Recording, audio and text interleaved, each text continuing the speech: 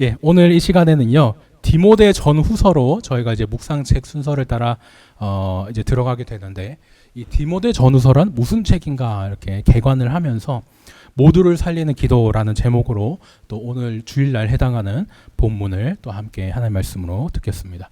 저희가 이제 11월 달이 이제 시작이 됐습니다. 예, 벌써 12월 달이고 곧 이제 2024년이 끝나간다는 생각이 나는데, 뭐 미국이나 이런 곳에서는 막 벌써부터 이제 캐롤이 들리기도 하고 그런다 그러더라고요. 저희는 본문을 이 11월 달에 이 디모데 전후서로 들어가게 됩니다. 저희가 이제 셋째 주 19일까지 제가 찾아보니까 19일까지 계속 이렇게 화요일까지 볼 본문인데요, 말씀인데요. 저희가 이제 나눌 것이 많기 때문에 오늘 바로 이렇게 디모데 전후서 어떤 책인가 살펴보고 또 말씀으로 들어가려고 합니다. 뒤에 이렇게 무슨 서라고 되어 있는 거는 서신할 때 서자죠. 편지를 이렇게 많이 부릅니다. 로마서가 로마 교회에 보내는 편지고, 또 에베소서가 에베소 교회에 보내는 편지라는 것들, 이런 것도 이제 다 알고 계시죠. 그런 것처럼 이 디모데 전후서는 디모데에게 보내는 편지가 되겠습니다. 바울이 이제 선교를 다니면서 이제 여러 곳에 이제 교회를 개척했어요. 자신이 이제 개척한 교회와 또 자기가 개척은 안 했지만 또 이미 예배드리고 있는 그 지역 교회 공동체에 편지를 많이 썼습니다. 현대에는 이제 정말 이게 의리의리한 그런 좋은 건물을 가진 교회들이 많습니다. 그래서 그럴까요? 우리가 흔히 이제 에베소 교회라고 하면 에베소 제일교회 뭐 이런 큰 하나의 건물이 있어서 거기에 이제 사람들이 대형 교회 거기 모여가지고 막 예배드리는 그런 모습을 상상합니다. 근데 사실 초대교회 모습은 그렇지 않았어요. 특정한 그런 교회 건물이 아니라 이제 교회 건물을 이제 가질 수도 없는 그런 핍박 상황이었기 때문에 각 가정마다 돌아가면서 가정에서 그러니까 예배를 각 가정에 돌아다니면서 예배드리는 그런 가정교회의 모습이었습니다.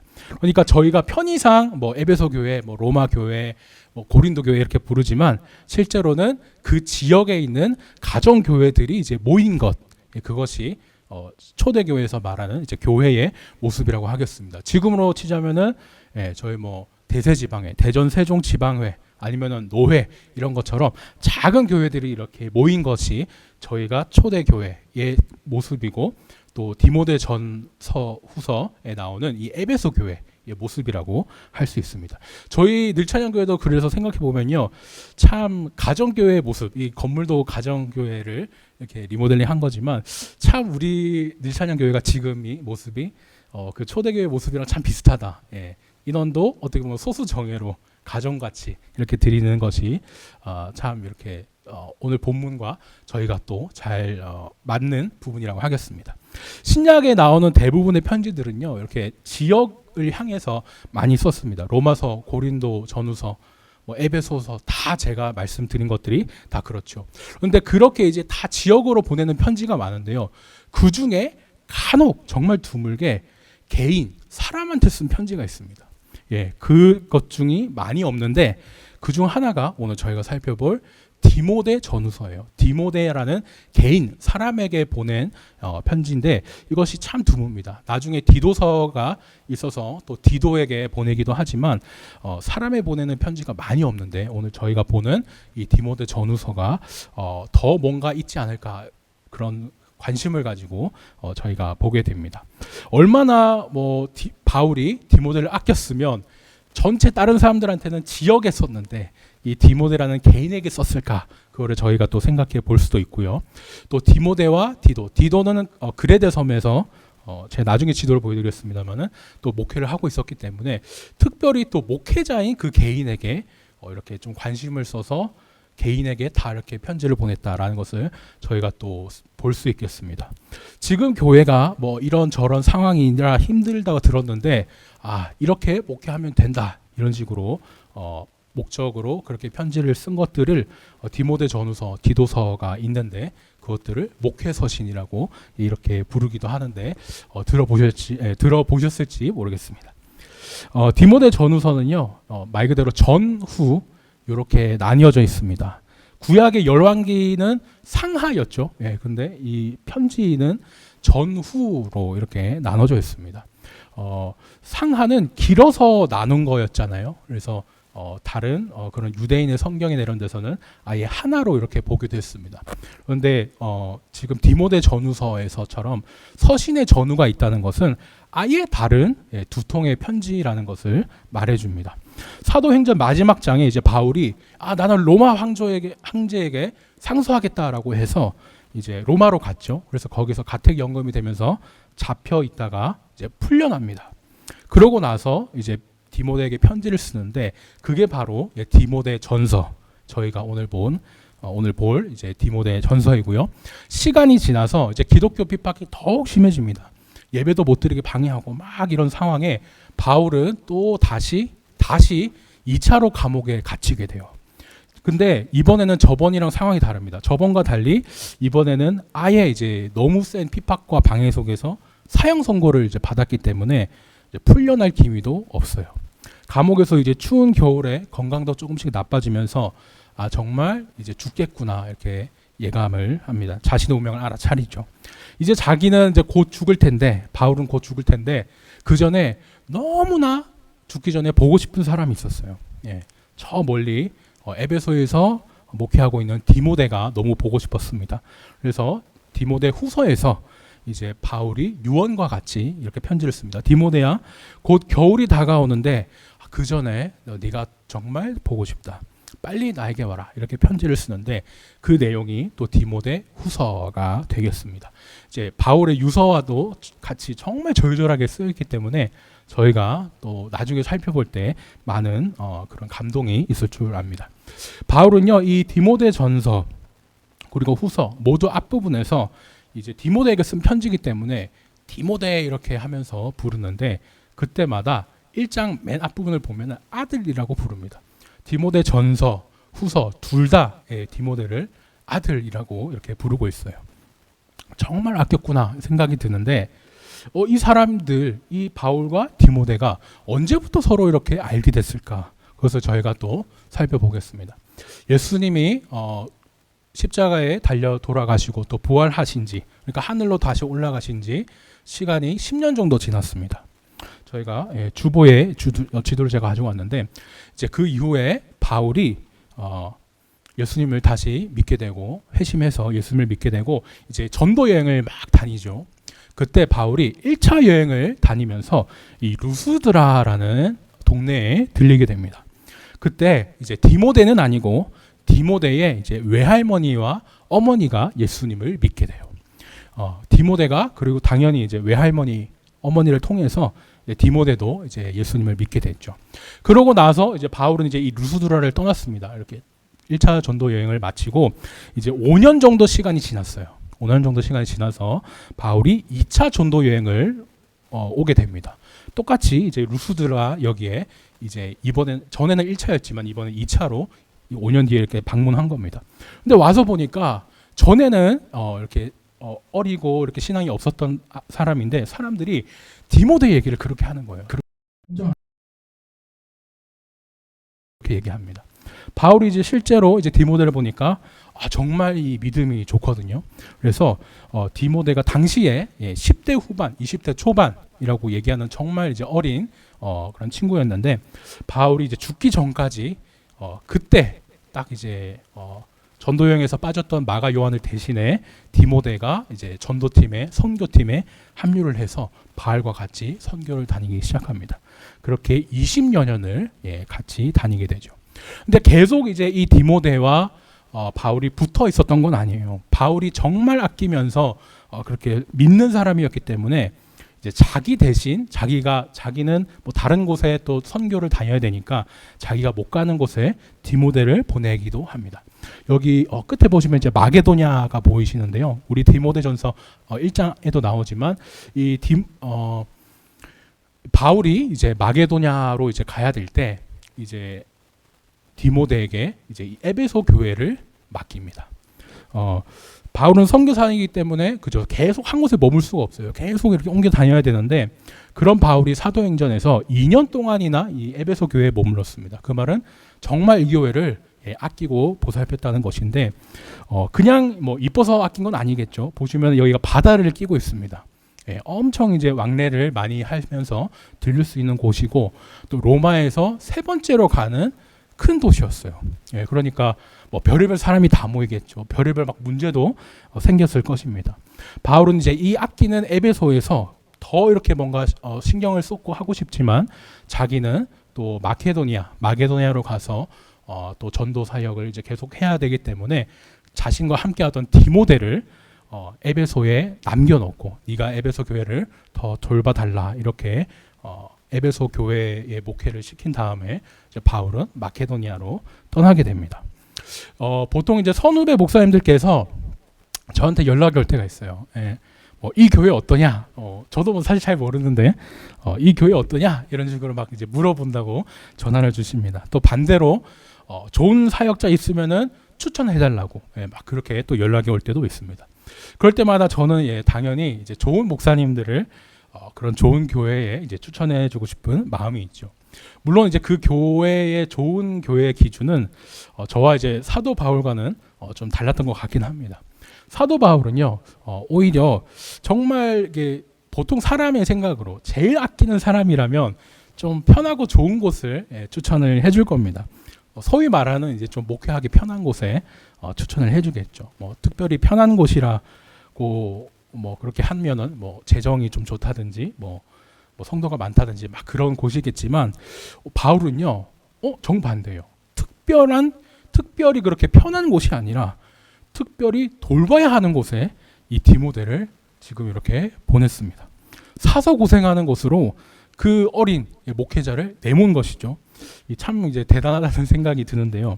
당시에 이제 바울과 선교여행을 다니면서 이제 나이를 어느 정도 그래도 먹었기 때문에 30대 정도로 이제 전문가들 그 학자들이 계산을 합니다. 30대였을 디모데가 겪어야 할 일이 생각보다 엄청 컸어요. 이 교회에서 정말 많은 일이 있었는데 제가 이제 디모데전서 1장을 짧게 말씀드리자면은 이 당시 에베소 교회에는 거짓 교사, 거짓 선생, 소위 말해서 이제 이단이 엄청 설치고 있었던 겁니다. 이 거짓 교사들은 거짓 가르침을 이제 가르치고 있었는데 영지주의라고 해요. 자신들만 알고 있는 영적인 지식을 알아야만 구원받는다 해서 영지주의 이렇게 얘기를 합니다. 이제 이 수법이라고 할 거예요. 이것들이 지금의 신천지 이단들과 크게 다르지 않습니다. 뭐냐? 다른 사람은 모르지만 우리는 알고 있지. 이러면서 이런 엘리트주의와 비슷하게 이제 지식으로서 이렇게 복음을 얘기하면서 예수님이 하시는 일들을 거부를 합니다. 야, 너네 이런 것도 몰라? 이런 거 알아야 구원받는데. 야, 이러면서 그렇게 속이죠, 사람들을. 유대인이냐, 이방인이냐, 뭐 이런 거 차별 없이 모든 사람을 위해 구원하게 오신 분이 예수님인데, 그런 거 이제 거부합니다. 우리가 말한 우리 거를 알아야 구원받는다라고 하면서 기존에 신앙생활 잘하고 있던 이 에베소 교회 성도들을 자극해가지고 편 나누게 하고 네 말이 맞니? 내 말이 맞니? 거짓 교사의 말이 맞니? 아니면 아니니? 막 이렇게 교회가 분열되고 싸움에 빠뜨리는 것이죠. 바울이요, 이 상황을 너무 잘 알고 있었어요. 상황도 상황인데다가 또 디모데가 어떤 사람인지도 너무 잘 알고 있었죠.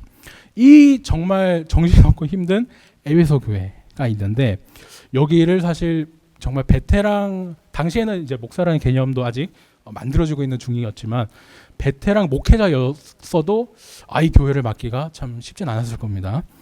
골치가 아플 텐데 아무리 믿고 맡길 다른 제자가 없기로서니 이렇게 나이도 어렸고 또 성향도 소심하고 내심했는데 내성적인 이런 디모데에게 이 힘든 디모데에게 이제 에베소 교회를 맡겼어요. 물론 바울이 보기에는 디모데 아니면은 디모데 말고는 적임자가 없어 이렇게 생각해서 맡긴 거겠지만 또 한편으로 계속 전도여행을 다니면서 옆에 붙어 다녔기 때문에 얘가 참 힘들 텐데 얼마나 힘들까 이런 생각도 당연히 했습니다. 이제 그런 마음을 담아서 거짓 가르침을 가르치는 그 나쁜 이단들 그 사람들을 향해서 내가 이렇게 하면 된다 저렇게 하면 된다 힘내라 이런 식으로 목회 방향을 좀 제시해주고 이렇게 격려하고자 쓰인 것이 이 디모데 전서라는 성경이 되겠습니다. 저희가 이제 어떤 배경에서 상황에서 디모데 전서가 쓰였는지를 봤습니다. 물론 어느 성경이든 이제 누가 왜 썼는지를 알면은 조금 이제 그 내용이 궁금해지기 시작하거든요. 저도 이 디모데 전서를 보면서 또 말씀을 준비하면서 더 이 디모데 전서의 내용이 궁금해졌던 것 같습니다. 근데 이 편지가요, 단순히 그저 디모데를 위한 것만은 아닙니다. 왜냐? 하나님의 영감으로 기록된 성경이니까 또 우리 모두를 위한 것이죠. 이제 저희가 이제 본격적으로 2장 말씀을 보려고 하는데요. 전체 이제 1장 말씀을 이제 소개하고 연결되는 내용으로 계속 저희가 살펴보도록 하겠습니다. 오늘 본문 1장에서는요. 이제 요약하면 다른 교훈을 가르치는 그 이단들, 거짓 교사들 그 얘기를 합니다. 그러면서 야, 디모데야, 내가 그 상황을 알고 있는데 네가 참 고생을 하고 있구나 하면서 그렇게 얘기를 하죠. 그러고 나서 어떻게 하느냐? 이 교훈으로 이렇게 막 괴롭히는 그 나쁜 거짓 교훈을 가르치는 사람들에 대해서 선한 싸움을 싸워라. 이렇게 얘기를 하면서 이제 1장 18절 끝부분에서 이렇게 마무리가 되죠. 교회를 지금 막 어렵게 만드는, 막 그 예배 제대로 드리지도 못하게 막 방해하고 막 그런 사람들이랑 싸우는데 어떻게 싸우냐? 그것이 바로 2장부터 이제 바울이 설명을 해줍니다. 어떻게 이 선한 싸움을 싸울 수 있을까요? 바로 기도로 하라고 합니다. 아유 목사님 또 기도입니까? 뭐 그렇게 아끼는 디모데한테 조언한다는 게 겨우 기도입니까? 이렇게 생각하실 수도 있어요. 그런데 저희가 성경이죠. 성경이 말씀하시기를 그렇게 아끼는 디모데에게 그렇게 힘든 교회를 목회하고 있는데 그냥 지나가는 말로 그냥 기도해 이런 식으로 다 말하지는 않았을 것입니다. 분명히 뜻이 있겠죠. 정말 기도가 중요하기 때문에 그렇게 얘기한 것입니다. 1절에서요. 우리말에 첫째로라고 이렇게 되어 있는 말은 첫째로 기도하고 그 다음에 두 번째, 셋째로 뭐 이거 하고 저거 하고 그 의도로 말한 것은 아닙니다. 원어로 보면은요. 가장 중요하게 가장 앞서서 제일 먼저 라는 뜻으로 이 첫째로라는 말을 썼거든요. 그러니까 정말 이 기도가 너무너무 중요하기 때문에 이 기도를 해라. 이 기도로 해라 라고 합니다. 교회를 이제 어렵게 하는 방해하는 그런 사람들과 싸우는 가장 중요한 방법이 모든 사람을 위해 기도하는 것이라고 하겠죠. 그렇게 성경이 말씀을 하고 있습니다. 그러면서 이제 기도의 종류가 나와요. 제가 4개로 이렇게 포인트를 해놨는데 간구, 기도, 도고, 감사 이렇게 되어 있습니다. 간구는요 간절히 구하는 것이죠. 막 필요한 일이 있으니까 급하게 막 기도를 부탁하고 부탁받아서 하는 기도 이런 것들이 간구라고 하겠습니다. 그리고 기도는 저희가 이제 일반적으로 하는 그런 기도지요. 그리고 도고는 기도할 때 도자입니다. 그리고 하나님께 고한다 할 때 고자를 써서 이게 기도로 고하는 거죠. 하나님 지금 이 사람이 이런 힘든 일을 겪고 있습니다. 이렇게 하면서 다른 사람을 위해 해주는 기도. 이것을 이제 도고 기도라고 합니다. 저희가 흔히 이제 중보 기도라고 또 많이를 하는데 이게 이제 중보자는 우리 예수 그리스도밖에 안 계시기 때문에 저희가 도고라는 표현을 더 성경적으로 잘 쓰면은 좋겠죠. 마지막으로 이제 감사라는 이제 기도가 있는데 이건 설명을 드리지 않아도 당연히 감사기도 저희가 잘 알고 계실 겁니다. 저희가 이렇게 간구, 기도, 도고, 감사 이런 식으로 이제 4가지 종류의 기도를 살펴봤거든요. 근데 이 4가지 기도가 모든 기도를 막 정리한 목록이냐? 그건 아닙니다. 기도는 하나님의 대화지 않습니까? 이 대화의 방식을 어떻게 일일이 다 정하겠습니까? 정할 수가 없거든요. 그래서 바울은 우리가 이렇게 모든 사람을 기도해야 되는데 이렇게 다양하게 기도할 수 있습니다. 라고 대표로 이제 예를 든 것이다. 저희가 이렇게 이해하는 것이 좋겠습니다. 이렇게 저희가 이제 1절을 봤어요. 이렇게 1절을 보면 저희가 생각이 듭니다. 이 하나님, 선한 싸움으로 싸우는 제일 좋은 방법, 제일 중요한 방법, 모든 사람을 위해 기도하라고요? 알겠습니다. 우리 교회를 힘들게 하는 사람들을 위해서도 우리가 선한 싸움으로 우리가 이렇게 모두를 위해 기도하겠습니다라고 이렇게 생각이 들어요. 그런데 2절에서 또 좀 참 생각하기 어려운, 또 실천하기 어려운 이런 말씀을 계속합니다. 뭐냐? 분명히 이제 모든 사람을 위해 기도하라고 그랬는데 이 모든 나라, 그러니까 모든 사람들이라는 거기에 나라의 정치가들, 즉 지도자들도 포함이 되어 있는 것이죠. 당시 시대를 생각하면 참 이게 황당합니다. 왜냐하면 로마 제국이 예배 잘 드리지도 못하게 방해하고 막 핍박하고 막 그렇게 있는데 그런 지도자를 위해서 기도하라고. 이게 지금 저희 세대에 가져와서 생각해도 참 이게 좀 실천하기 힘들고 이해하기가 어렵습니다. 이거를 지금 현대 우리 상황에 적용한다고 해도 그렇죠. 제가 갑자기 제 정치 얘기 정말 잘 안 하는데 갑자기 우리 윤석열 대통령을 위하여 기도합시다 이런다고 생각해 보십시오. 한쪽에서는 아이고 아멘 기도해야지 하지만 또 반대 성향이신 분들은 막 헉 하면서 시험 들고 그러지 않겠습니까? 또 반대로 또 이제 문재인 전 대통령을 기도합시다 이렇게 하면 또 반대로 누구는 이렇게 끄덕끄덕하고 누구는 시험에 들고 그럴 것입니다. 그런데요 2절을 보시면은 여기 임금 한 명이 아니라 임금들이라고 되어 있습니다. 여러 명이죠. 그러니까 이거는 특정한 한 사람이 아닌 겁니다. 내가 우리 시대로 말하자면 내가 뽑은 사람이 당선됐을 때만 그 정치인 한 사람 위해 기도해라. 이게 아니죠. 시대를 막론하고 어느 그런 뭐랄까요 그런 정권이 바뀌더라도 기도해라. 그 지도자를 위하여 기도하라 이런 말이 되겠습니다. 그럼 이제 어떻게 기도해야 됩니까? 내가 좋아하는 모두를 위해 기도해야 되니까 내가 좋아하는 사람도 있고 싫어하는 사람도 있을 것인데 좋아하는 사람은 하나님 잘 되게 해주세요 기도하고 싫어하는 사람은 하나님 망하게 해주세요 이렇게 기도하냐? 그거는 또 아닙니다. 저희가 이제 본문에 이런 내용을 제가 좀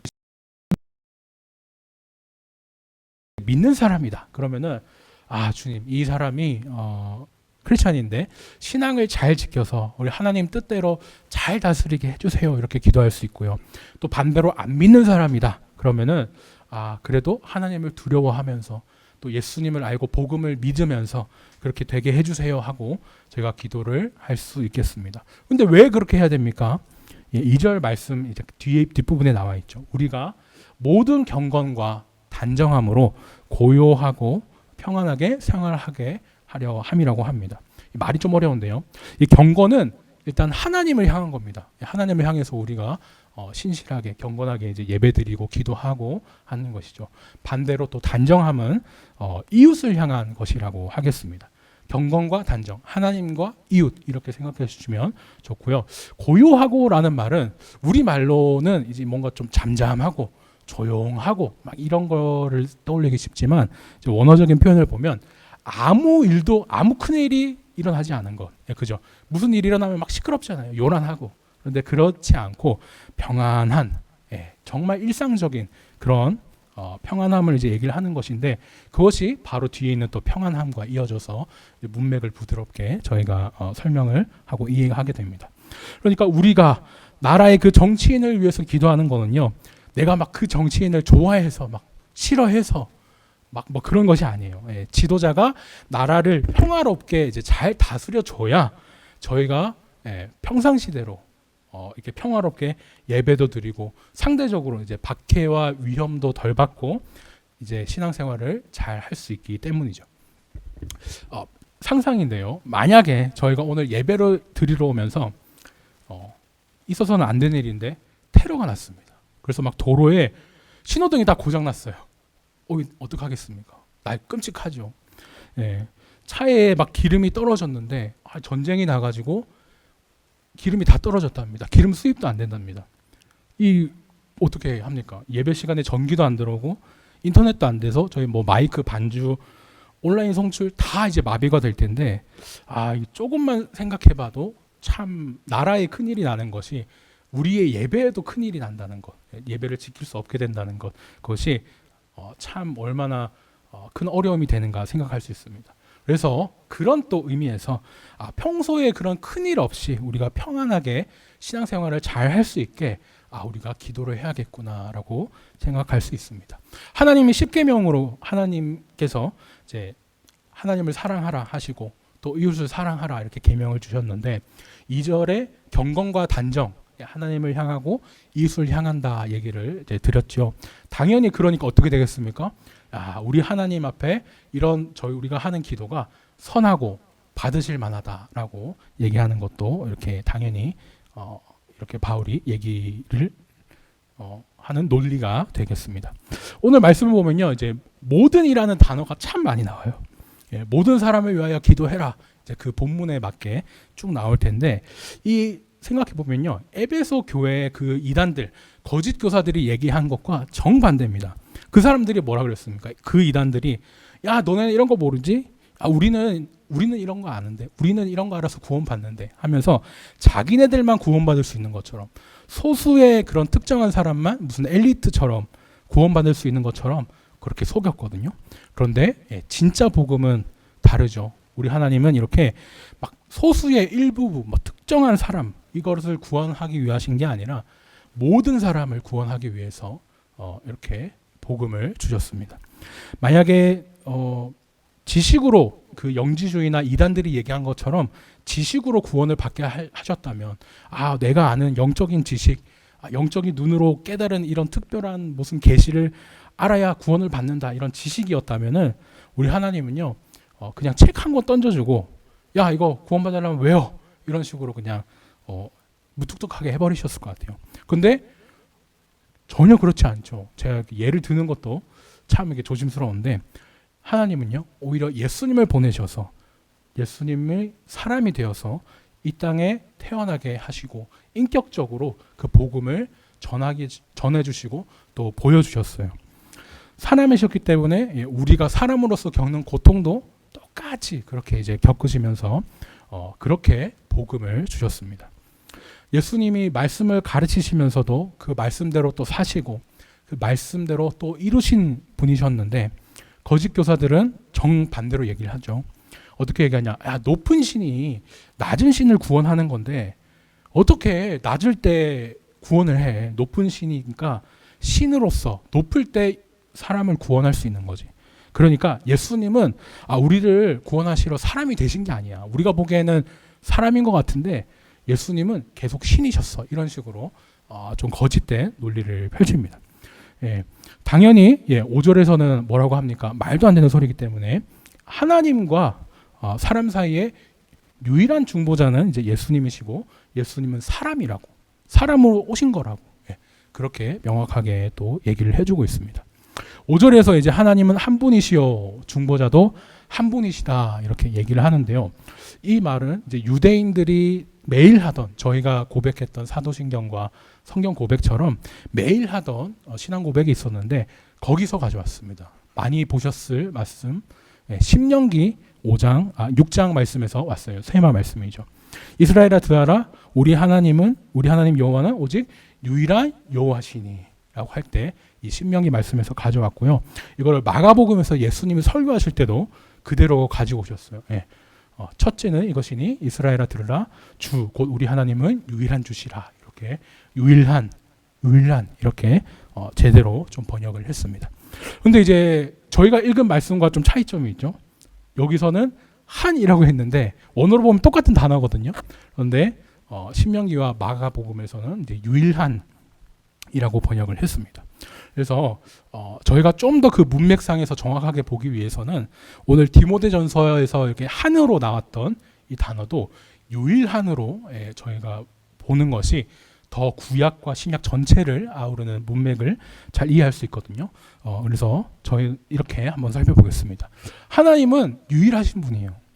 그 이유가 나옵니다. 거짓 교사들이 말했던 것처럼 막 지식으로 야, 이거 외워, 구원받으려면 이거 외워, 이렇게 지식으로 주신 것이 아니라 직접 사람이 되어서 오신 분이죠.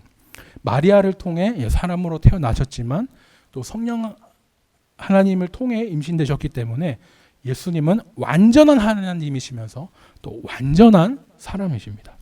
그렇기 때문에 하나님과 우리 사람 사이에 중보자 역할을 맡을 수 있는 유일한 분이신 것이죠. 그러니까 정리하자면 그렇습니다. 제가 말이 좀 어렵지만 하나님은 유일하시다, 이 말은요, 야, 세상에 이런 신이 어딨어 라는 말과 똑같습니다. 그렇죠. 세상에 이런 신이 어디 있습니까? 자신을 싫다고 떠나서 스스로 죽겠다 그 길을 선택한 죄인들인데 그래도 그 죄인을 사랑하시니까 살리겠다고, 네가 죽음으로 치러야 되는 그 죄값 내가 대신 죽어서 죄값 치룰게. 너는 이제 죄가 없으니까 이제 너는 자유롭게 살 수 있다. 이렇게 하면서 우리를 위해 돌아가 주셨잖아요. 정말 이런 신은요, 하나님밖에 안 계십니다. 유일해요. 그리고 이렇게 하나님이시면서 사람으로 낮아지셔가지고 우리를 대신에 죽어주시는 이런 중보자는 또 예수님밖에 안 계십니다. 세상에 이런 신이 하나님밖에 안 계신 것처럼 이 구원의 방법도 그 이단들이 말하는 그런 이상한 얘기가 아니라 예수님밖에 안 계신 것이죠. 그런 예수님이 이 모든 사람을 살리기 위하여 돌아가셨는데, 모두가 아닌 이 소수를 위해 뭐 우리에게만 구원이 있다 이렇게 얘기하는 거짓 교사들의 주장은 말이 안 되는 거짓말이다라는 것을 계속 얘기하고 있습니다. 진리이신 예수님이 바로 그 증거가 되시니까 디모데는요, 이 거짓 교사들과 선한 싸움을, 제가 이렇게 표현이 좀 그런데 선한 싸움을 싸울 때 에베소 그 교회를 힘들게 하는 사람들로부터 이 예수님을 진리로 또 하나님에 대한 믿음으로 교회를 지켜나갈 수 있는 것이죠. 그런데 마지막 7절에서는요, 조금 의아한 부분이 있습니다. 뭐냐, 갑자기 뜬금없이 바울이 자기 자랑을 좀 해요. 그런데 자세히 보면은 또 뜻이 숨어 있습니다. 자랑이 아닙니다. 뭐 어떻게 얘기하냐면요, 바울은 디모데야, 내가 앞에서 말한 이 예수님 때문에 유일하신 그 예수님, 이 복음을 전하려고 사도로 세워진 거 아니겠니? 거짓 가르침으로 속이는 사람들과 달라. 참으로 정말 우리는 달라. 그렇지? 하면서 얘기를 합니다. 그러면서 이제 우리는 세움을 입었다. 그러니까 내가 스스로 막 이렇게 세워진 게 아니라 다른 사람이 하나님에 의해 세워졌다. 이렇게 얘기를 합니다. 이 부분을 저희가 더 중요하게 이제 보면 좋겠는데요. 거짓 선생들은 어떻게 합니까? 자기가 막 엉터리로 막 이제 말씀도 아닌 말씀을 막 가르쳐요. 그러면서 내가 선생이요 이런 식으로 스스로 선생이나 자부를 합니다. 그런데 바울은 다르죠. 하나님께서 이 복음을 전하라고 목회자로 하나님이 세우셨거든요. 이 거짓 선생과 바울의 차이가 이렇게 딱 느껴지시죠. 근데 갑자기 바울이 왜 이런 얘기를 하느냐? 바로 자기와 똑같이 그렇게 세워진 사람이 바로 디모데잖아요. 이 디모데를 위로하기 위해서 바울이 이 얘기를 한 것입니다. 앞에서 저희가 긴 시간 동안 디모데 전서 얘기를 들었어요. 참 그 힘든 에베소 교회였는데 거기에 자기 제일 힘든 교회에 자기가 제일 아끼는 디모데를 보냈습니다. 바울은요, 이 디모데가 어떤 사람인지 잘 알고 있었어요. 나이도 어리고 소심해서 내성적이어서 참 이게 뭔가 제대로 할 수 있을까 이제 고민이 되는 사람이었습니다. 주변에서는요, 나이가 어리다고 막 연소하다고 이렇게 네가 뭐 제대로 뭐 할 수 있겠어? 목회할 수 있겠어? 이렇게 깔봄도 당했습니다. 근데 그런 그런 디모데를 바울은 알기 때문에 이렇게 얘기를 하는 겁니다. 디모데야, 나는 죄인으로서 나 같은 사람은 참 나도 절대 목회를 하면 안 된다고 생각을 했는데 하나님은 이런 나 같은 사람도 참 말씀 전하는 사람으로 하나님이 세워주시더라고. 근데 내 이야기가 네 이야기 아니니? 내가 하나님 믿음으로 그 진리이신 예수님 안에서 이방인의 스승이 되었는데 너도 지금 그렇잖아. 힘들지? 잘한다. 하지만 거짓 선생들이랑 우리는 다르잖아. 거짓 선생은 자기 스스로 내가 선생이 되겠다 세웠는데 우리는 하나님이 세웠잖니. 모든 사람을 살리기 위해서 기도하면서 우리가 선한 싸움 싸우자. 이렇게 이제 위로하면서 이제 격려하는 편지를 이제 쓴 것입니다. 제가 말씀을 정리하겠습니다. 오늘 저희가 디모데 전후서를 살펴봤어요. 다룰 내용이 많아서 제가 이렇게 좀 스피드 있게 좀 나가고 싶었는데 저희가 그래도 핵심을 좀 중심으로 디모데 전서 말씀을 들었습니다. 바울은요, 이 자신이 아끼는 그 제자 디모데를 자기가 아끼는 에베소 교회에 보냈죠. 거짓 교사가 날뛰면서 교회가 막 분열되고 막 예배가 방해되고 완전히 그런 힘든 형편이었는데 오히려 그렇게 엉망이기 때문에 바울은 디모데 너 말고 이거 할 사람이 없다 하고 이 디모데를 에베소 교회로 보냈습니다. 바울은 디모데의 약점 잘 알고 있었죠. 교회를 맡기에 나이가 어리고 내성적이고 소심하고 다 알고 있었습니다. 하지만 디모데야, 세상에 이런 신이 어디 있고 이런 예수님이 어디 있니? 얘기하면서 복음으로 힘을 이렇게 쫙 줍니다. 그리고 나서 또 자기의 얘기를 하면서 나도 그렇듯이 너도 하나님이 세워주신 거야. 이렇게 얘기를 하고 격려하면서 오늘 이제 7절까지의 본문을 마치죠. 저는 이제 바울이 디모데에게 가르쳐 줬던 이런 목회들 이걸 보면서 저도 이걸 배울 수 있어서 참 얼마나 감사한지 모르겠습니다. 저도 바울에서 배우지만 당연히 우리 또 성령님이 기록하신 성경이기에 우리 하나님께도 이 목회를 배우고 있는 셈이죠.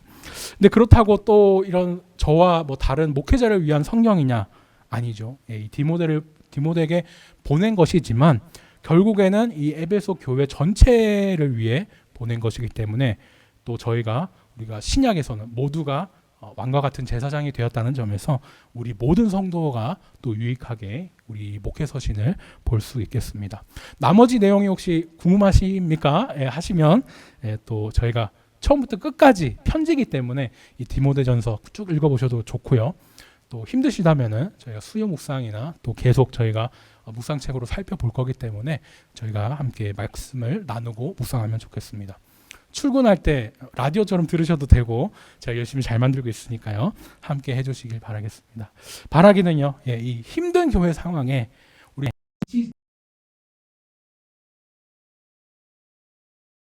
통해 힘을 얻는 우리 늘찬양 성도님들 되시기를 예수님의 이름으로 축원합니다. 기도하겠습니다. 사랑하는 하나님, 오늘은 모두를 살리는 기도라는 제목으로 하나님 말씀을 들었습니다. 주님, 바울이 디모데에게 쓴 그 간절한 편지를 통해 하나님의 마음을 배웁니다. 힘든 교회 상황을 맡을 그 디모데를 사랑하고 격려했던 것처럼 주님, 우리도 함께 기도하며 복음으로 위로받고 힘을 얻겠습니다. 이런 하나님이 계시지 않듯이, 이런 하나님이 다른 신은 없듯이 구원에도 다른 구원의 길은 없고 우리에게는 예수님밖에 없습니다. 모든 사람을 구원하시기 위해 돌아가신 그 예수님을 기억하면서 우리를 예배의 자리에 불러주시고 지금 이 자리에 세워주신 하나님을 의지합니다. 그렇게 힘든 상황을 잘 이겨낼 수 있도록 붙잡아 주세요. 감사하신 예수님 이름으로 기도드렸습니다. 아멘. 지금은 우리 주 예수 그리스도의 은혜와 하나님 아버지의 극진하신 사랑과 성령님의 감화 감동, 내주 역사 충만하신 위로가 힘든 상황에서도 모두를 위해 기도하며 예수님으로 인해 힘을 얻는 우리 늘찬양 성도 머리머리 위에 이제부터 영원까지 함께 있을지어다.